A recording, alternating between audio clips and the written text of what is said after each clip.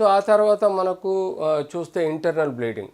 ఆ internal bleeding అనేది కడుపులో కావచ్చు, ఛాతీలో కావచ్చు, లేకపోతే ఎక్కడైనా స్పేస్ ఎక్కువ ఉంటుంది. స్పేస్ ఎక్కువ ఎక్కడ ఉంటుంది? పెల్విస్లో ఉంటుంది, కడుపులో ఉంటుంది, ఛాతీలో ఉంటుంది. ఎక్కడైతే స్పేస్ ఉంటుందో అక్కడ ఇంటర్నల్ బ్లీడింగ్ మేజర్గా ఆర్గన్స్ అంటే మనకు ఇందాక చెప్పుకున్నట్టుగా బ్రెయిన్, హార్ట్, లంగ్స్, అలాగే స్ప్లీను, లివరు, కిడ్నీస్, ఈ వైటల్ ఆర్గన్స్ తో పాటు పెల్విస్, ఈ ఏరియాలలో ఎక్కువగా బ్లీడింగ్ అవటం వల్ల చనిపోయే ఆస్కారం కూడా ఉంటుంది.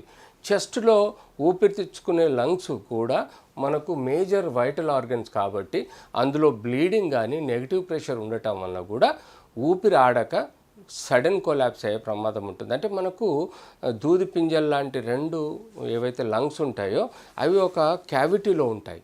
ఆ క్యావిటీని మనం ప్లూరల్ ఏరియా అంటాం. సో ఎప్పుడైతే మనకు ఊపిరితిత్తు ఆడాలంటే ఆ క్యావిటీ ఎంటీ ఉండాలి. అందులో నెగిటివ్ ప్రెషర్ కానీ, లేకపోతే బ్లీడింగ్ కానీ, లేకపోతే ఏదైనా వాటర్ కానీ ఉంటే